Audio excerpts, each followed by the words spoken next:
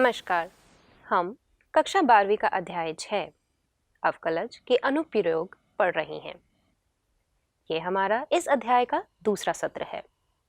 पिछले सत्र में हमने इस अध्याय में राशियों के परिवर्तन की दर, साथ ही वर्धमान और ह्रासमान फलन पढ़ा था।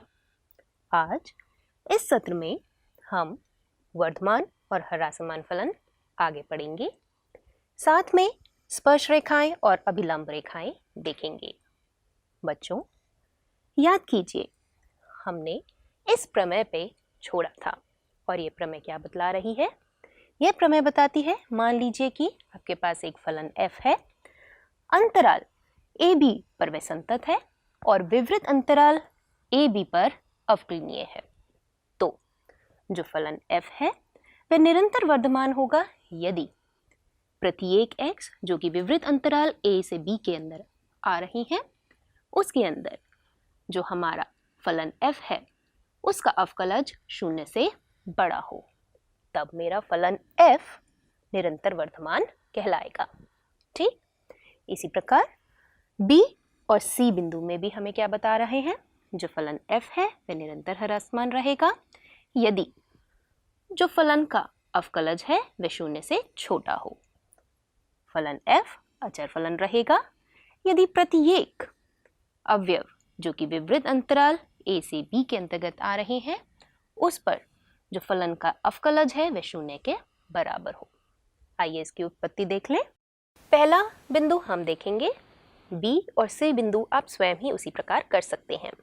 मान लीजिए x1 और x2 आपके कोई भी दो अवयव हैं इस समवृत्त अंतराल a से b के अंदर। इस प्रकार लिए गए हैं कि x1 x2 से कम है। तब मध्यमान प्रमेय से x1 और x2 के मध्य एक हम बिंदु C निकाल सकते हैं, जिसका अस्तित्व इस प्रकार है कि fx2 माइनस fx1 बराबर फलन f का अवकलज बिंदु C पर गुणा x2 माइनस x1 है।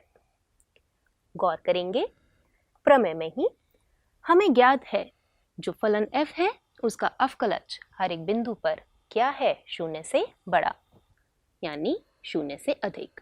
और अभी हमने लिया है x1 x2 से छोटा है, तो यानी x2 माइनस x1 भी 0 से बड़ा रहेगा। अर्थात हम कह सकते हैं fx2 माइनस fx1 0 से बड़ा आ रहा है। और ये क्या दर्शा रहा है? fx2 बड़ा है fx1 से। तो समवृत्त अंतराल AB के सभी अवयव x1 और x2 के लिए जिसमें x1 x2 से छोटा है, तो वे क्या दर्शा रहा है? fx1 भी छोटा है fx2 से। तो अतः हमें क्या पता चला?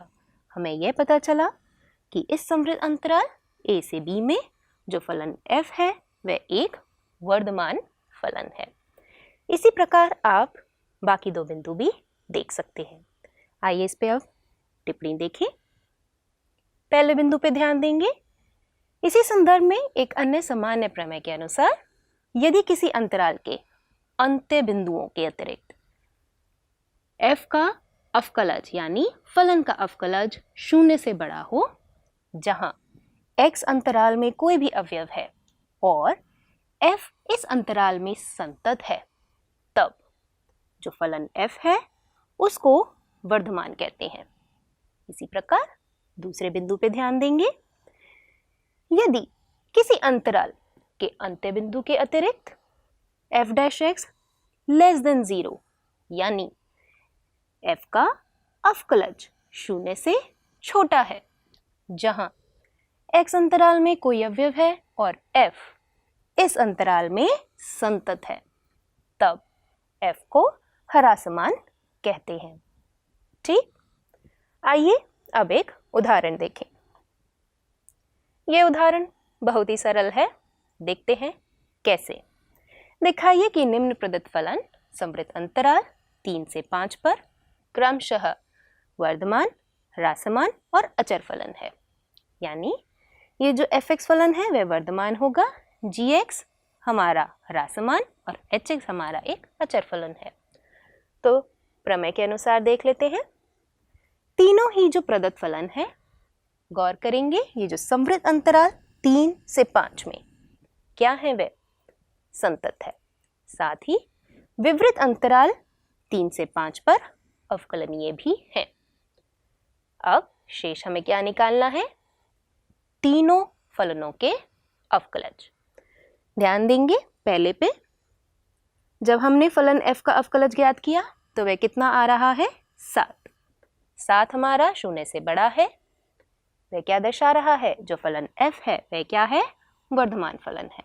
यही दिखाना था। अब देखेंगे दूसरा फलन g। g फलन का हमने अवकलज ज्ञात किया, वह देख सकते हैं आ रहा है ऋण 7, जो कि 0 से छोटा है, यानी जो हमारा g फलन है वह क्या है, ह्रासमान फलन है। ठीक।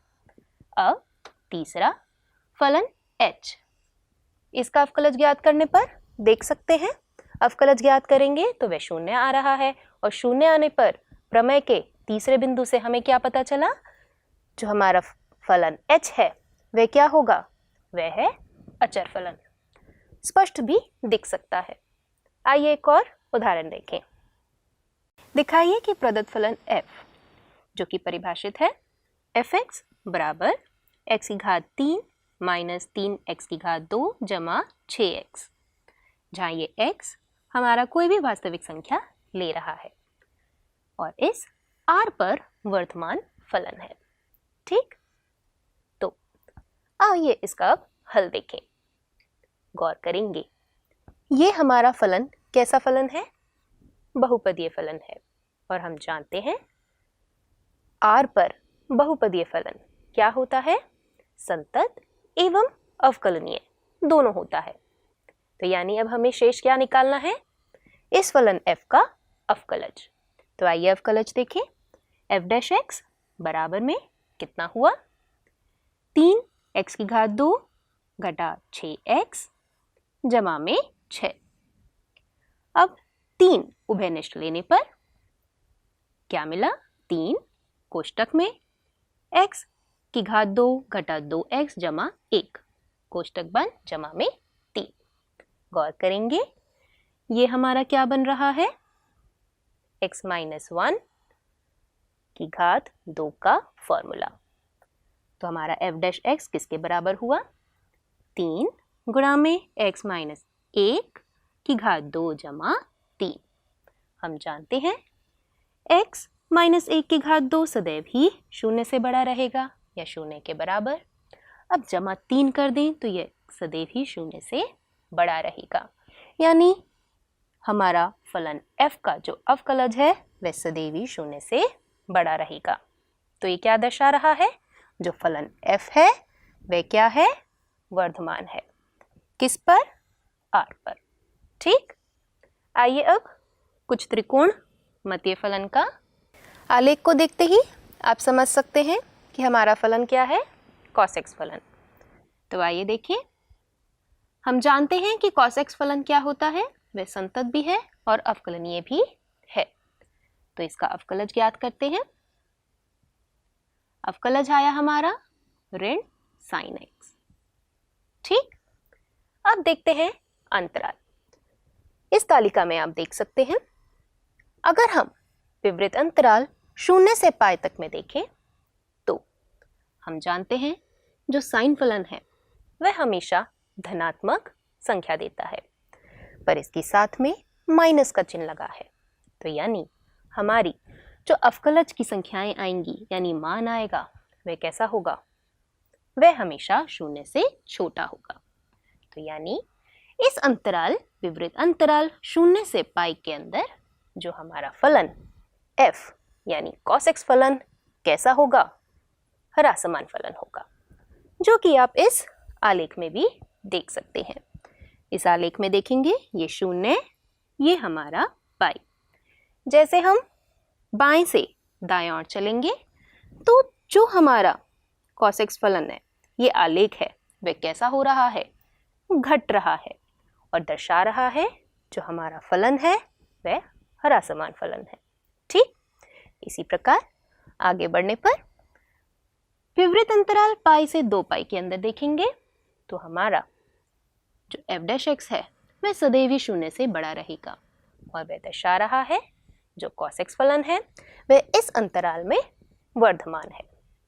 जैसे कि यहाँ देख सकते हैं ये पाई और 2 पाई दर्शा रहा है। इसके अंदर जैसे जैसे हम बाएं से दाएं की ओर बढ़ रहे हैं, जो हमारा cos फलन है वह कैसा चल रहा है, वह बढ़ रहा है, यानी उसमें वृद्धि आ रही है। और यही दर्शा रहा है जो cos x फलन है वह पाई से 2 पाई के जो अंतराल है इसके अंदर वह वर्धमान फलन है। ठीक, अब देखेंगे अगर हम फलन किसके अंदर देखें, 0 से 2 पाई के अंदर। अगर इसके अंदर देखते हैं तो आप देख सकते हैं अभी हमने देखा आधे में वह क्या हो रहा है, ह्रासमान है, आधे में वर्धमान है। तो यानी विपरीत अंतराल 0 से 2 पाई के अंदर हमारा फलन cos x फलन कैसा है, वह ना ही वर्धमान है ना ही ह्रासमान है। ठीक, इसी प्रकार आप sin x का फलन का भी देख सकते हैं। आइए देखें, इसे अब हम आलेख के माध्यम से भी देखेंगे। आपके सामने है ये हमारा साइन फलन का आलेख। इसका अवकलज आपको पता है, अवकलज क्या होता है साइन फलन का, वह होता है cos x। ठीक, अब इस तालिका में देखेंगे और इस आलेख के अंदर भी गौर करेंगे। सबसे पहले इस विपरीत अंतराल 0 से π/2 में देखें, जो कि दर्शा रहा है 0 और ये हमारी लाल रेखा π/2। आलेख से तो आप देख ही सकते हैं हमारा जो फलन है वह कैसा है, कैसा दर्शा रहा है, वर्धमान फलन दर्शा रहा है। वही आप इस तालिका में भी देख सकते हैं और सॉल्व करके भी स्वयं निकाल सकते हैं। विपरीत अंतराल 0 से π/2 में जो हमारा f' है वह सदैव ही 0 से बड़ा है और फलन की प्रकृति बता रहा है कैसा फलन है, एक वर्धमान फलन है।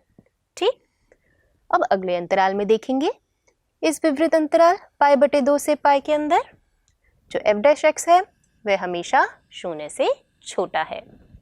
ठीक, और हमारा फलन कैसा है, साइन फलन, वह है ह्रासमान। जैसे कि आप इस आलेख में देखेंगे ये π/2 से π तक, इसके अंदर ये हमारा साइन फलन कैसा दर्शा रहा है, ये घट रहा है, यानी जो साइन फलन है वह ह्रासमान फलन है। कौन से अंतराल में, विपरीत अंतराल π/2 से π के अंतर्गत। ठीक, ऐसे ही अब हमारा विपरीत अंतराल 0 से π के अंदर देखेंगे, जैसे हमने पहले देखा था। एक बारी ये क्या हो रहा है, वर्धमान, और दूसरे में ह्रासमान। तो ऐसे में 0 से π तक में जो हमारा फलन साइन फलन है वह क्या कहलाएगा, वह कहलाएगा कि वह ना ही वर्धमान है ना ही ह्रासमान है। ठीक है, पर अगर इस अंतराल को हम 2 अंतरालों में तोड़ दें, असंयुक्त अंतरालों में तोड़ दें, तो हम देख सकते हैं वे क्या हैं, एक के अंदर वह वर्धमान है और एक के अंदर ह्रासमान। ठीक, आइए अब एक और उदाहरण देखें। इस उदाहरण में देखेंगे कि कैसे अब हम अंतराल ज्ञात करेंगे। प्रश्न है, अंतराल ज्ञात कीजिए जिसके अंदर प्रदत्त फलन वर्धमान या फिर ह्रासमान हो। तो पहला हमारा फलन f(x) वे कैसे परिभाषित है, f(x) बराबर है -x⁻2 जमा 4x जमा 6। ठीक, बहुपदीय फलन है तो इनकी जो संतत है और ये अवकलनीय भी है, ये हम नहीं दर्शा रहे। हम सीधा क्या लेंगे, हम फलन f का अवकलज। तो फलन f का अवकलज ज्ञात करने पर देख सकते हैं हमारे पास क्या आया, f' बराबर में -2x जमा में 4। -2 हमने उभयनिष्ठ ले लिया तो हमारे पास क्या बना, f' बराबर में -2x -2। अब गौर करेंगे, ऐसे में हम f' को 0 के बराबर रखेंगे तो हमें एक मान मिलेगा x का, वह क्या है, x बराबर 2। अब हम जो हमारी वास्तविक रेखा है उसको हम दो असंयुक्त अंतराल में बांट सकते हैं। कैसे? ये हमारा 2 एक अंतराल हो गया -∞ से 2 तक, और दूसरा अंतराल हो गया 2 से ∞ तक। यही 2 आप अंतराल देख सकते हैं इस तालिका में भी। अब हमें देखना है कि इन दोनों अंतराल में से किस अंतराल में हमारा फलन f वर्धमान है या फिर ह्रासमान है। ठीक, आइए देखें कैसे निकालेंगे। सबसे पहले पहला अंतराल ले लेते हैं, विपरीत अंतराल -8 से 2। ठीक, अब इस अंतराल में अगर हम कोई भी अवयव लें तो आप देखेंगे x - 2 हमेशा क्या होगा, कैसी संख्या देगा, ऋणात्मक संख्या देगा। ठीक, उसके साथ में अगर हम ऋण और लगा दें, यानी माइनस का चिन्ह और लगा दें, तो वह क्या आएगा, धनात्मक संख्या देगा। तो यानी सदैव अगर हमारा कोई भी अवयव -∞ से 2 के बीच में आ रहा है तो f' क्या होगा, 0 से बड़ा। इसका मतलब जो फलन f है वह क्या होगा, वर्धमान फलन होगा। ठीक, अब दूसरे अंतराल में देख लेते हैं। दूसरे अंतराल यानी विपरीत अंतराल 2 से ∞ के अंदर, अब इसमें हम कोई भी अवयव लें तो x - 2 सदैव कैसा संख्या देगा, धनात्मक संख्या देगा। पर f' के अंदर साथ में क्या लग रहा है, यहाँ ऋण का चिन्ह, तो यानी f' क्या देगा, हमेशा इस अंतराल में अगर हम कोई भी अवयव लेते हैं तो वह हमेशा 0 से छोटी संख्या देगा। यानी जो फलन f है वह इस अंतराल 2 से ∞ तक में क्या हुआ, ह्रासमान हुआ। तो यानी हमने 2 अंतराल निकाले जिसके अंदर हमने ये बताया कि फलन f कब वर्धमान है और कब ह्रासमान। इसी प्रकार हम यह फलन g के अंदर भी ज्ञात करेंगे। g फलन हमारा किस तरीके से परिभाषित है देख सकते हैं। gx बराबर में -2 x की घात 3 -9 x की घात 2 -12x जमा में 1। इसका अवकलज ज्ञात करने पर आप पाएंगे कुछ ये, वे क्या है, g' बराबर में -6 गुणा में x जमा 1 और x जमा 2। फिर से वही हमने क्या करना है, g' को 0 के बराबर रखेंगे। अब आप देखेंगे हमारे पास यहाँ x की 2 मान आएंगे, वे क्या आ रहे हैं, एक आया -a और एक आया -2। ठीक, अब हम अपनी वास्तविक रेखा को कितने भागों में यानी कितने असंयुक्त अंतराल में बांट सकते हैं, सोचिए। हिंट आपके पास दिया हुआ है। हाँ जी, आप इस तालिका में भी देख सकते हैं। क्या है, एक आपका आया -∞ से -2, एक -2 से -1 और -1 से ∞। यानी आपने वास्तविक रेखा को 3 असंयुक्त अंतरालों में बांटा। अब हम जो फलन g है उसकी प्रकृति इन 3 फलन जो अंतराल है उसमें देखेंगे।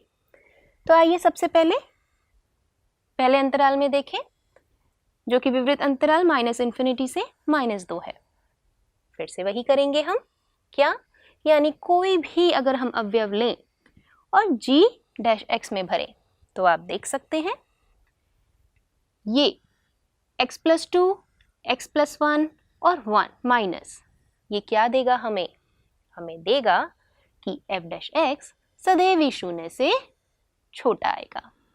कैसे, कोई भी लेंगे यानी ऋण 2 से वह संख्या छोटी है, तो यानी यहाँ पे भरने पर एक हमें ऋणात्मक संख्या मिलेगी।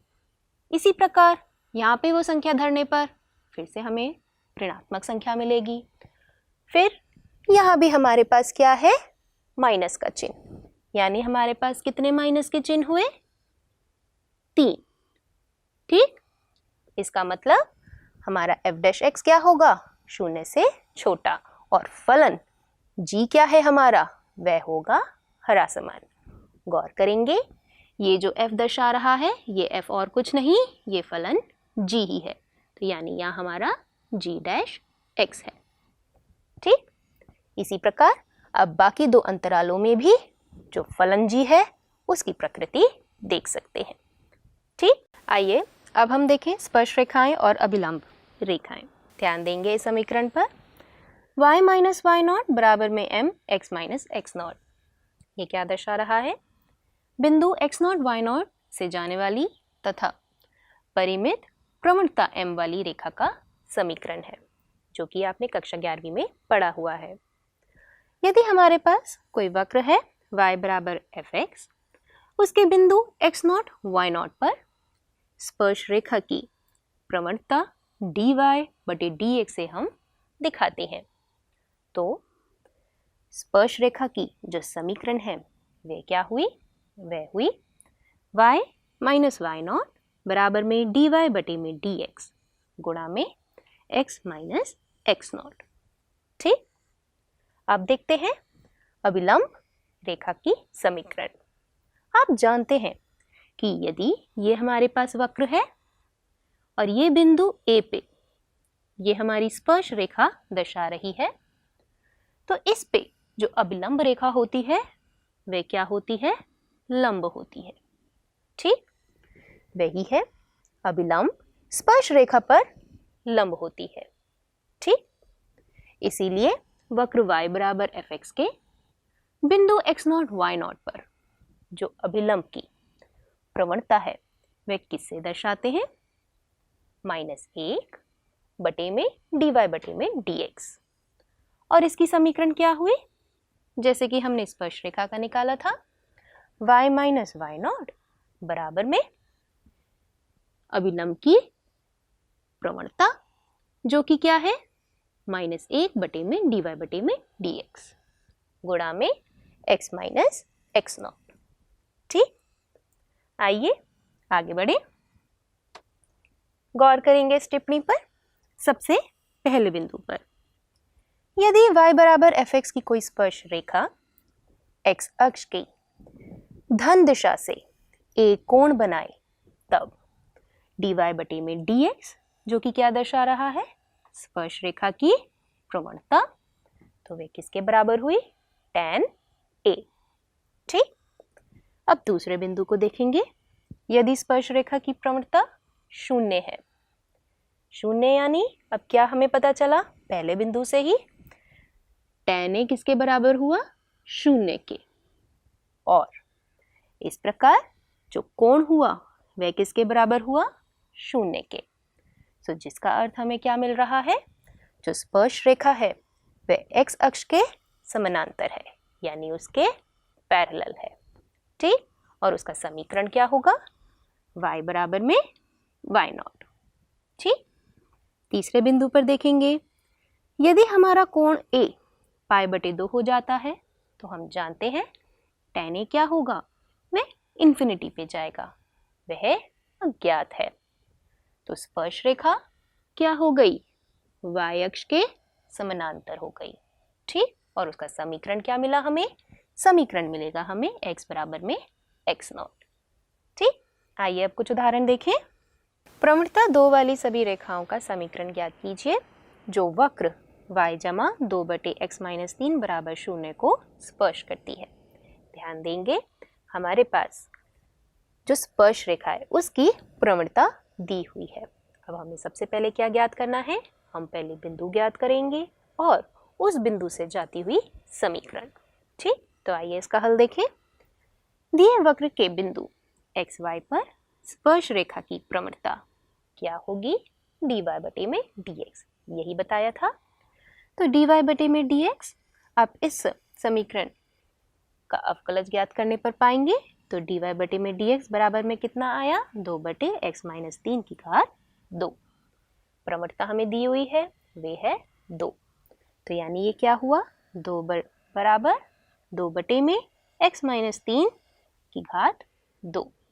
अब इस समीकरण को हल करने पर आप क्या पाएंगे? आप x के 2 मान पाएंगे, एक x बराबर 4 और x बराबर 2, यानी आपको 2 बिंदु मिलेंगे। और वह 2 बिंदु क्या हैं? जब आप x बराबर 2 रखेंगे तो y बराबर 2 मिलेगा, और x बराबर 4 रखने पर y बराबर -2 मिलेगा। ये आप पा सकते हैं इस समीकरण में रखने पर x का मान। अब इस प्रकार दिए वक्र की जो प्रवणता 2 वाली स्पर्शरेखाएं हैं, क्रमशः कौन कौन से बिंदु 2, 2 और 4, ऋण 2, इनसे जो होके जाती हैं वे क्या हैं देख सकते हैं। वे क्या मिली, y -2 बराबर में 2 गुणा में x -2। इसे आप हल करके भी लिख सकते हैं, यानी सरल रूप में। और दूसरा समीकरण हमें क्या मिली, जो कि इस दूसरे बिंदु से होके गुजर रही है। बिंदु क्या है, 4 और -2, और समीकरण क्या है, y -2x जमा में 10 बराबर में 0। याद रखेंगे हमारा समीकरण का क्या बताया था मैंने आपको, समीकरण y y0 बराबर में mx x0, स्पर्श रेखा की समीकरण, जहां ये m क्या दर्शा रहा है, स्पर्श रेखा का प्रवणता। ठीक, आइए अब एक और प्रश्न देखें। इस प्रश्न में क्या दर्शा रहा है और क्या हमें ज्ञात करना है। x बराबर 2 पर वक्र y बराबर x की घात 4 माइनस x की स्पर्श रेखा एवं अभिलंब रेखा की प्रवणता ज्ञात करनी है। सरल है, हम जानते हैं कैसे ज्ञात कर सकते हैं, यानी हमें अवकलज ज्ञात करना है dy बटे में dx। अब दिए गए वक्र x बराबर 2, ठीक, के अंदर सबसे पहले dy बटे में dx निकालेंगे। वह ज्ञात करने पर क्या मिला, 4x की घात 3 माइनस 1। अब हमने क्या किया, dy बटे में dx के अंदर, यानी इसके अंदर हमने x बराबर 2 भरा। याद करें अवकलज के अंदर यानी dy बटे dx के बराबर जो आया उसके अंदर है भी हम x का मान भरेंगे, पहले नहीं। ठीक, अब पहले रखने पर हमें मान क्या मिला, 31। ठीक, देख सकते हैं साफ है। 2 की घात 3 बने 8, 8 को 4 से गुणा पे बने 32, 32 में से 1 घटाएंगे बने 31। ठीक, अब ये हमारी क्या बन गई, प्रवणता किसकी, स्पर्श रेखा की। और अभिलंब रेखा की प्रवणता क्या हुई, फॉर्मूला आपको पता ही है, वह क्या होता है, -1 बटे में dy बटे में dx। तो -1 बटे में dy बटे dx निकाला था वह 31। तो ये हमारी क्या आ गई, प्रवणता किसकी, अभिलंब रेखा की। आइए अब इस उदाहरण के बाद ये प्रश्न देखें। ये प्रश्न मैं आपको गृह कार्य के रूप में दे रही हूँ, इसका उत्तर करेंगे और इसका जो उत्तर है वह मैं आपको अगले सत्र में दूंगी। ठीक, ये आपका प्रश्न है। तो बच्चों आशा करते हैं इस सत्र में आपको आनंद आया होगा, समझ आया होगा। धन्यवाद।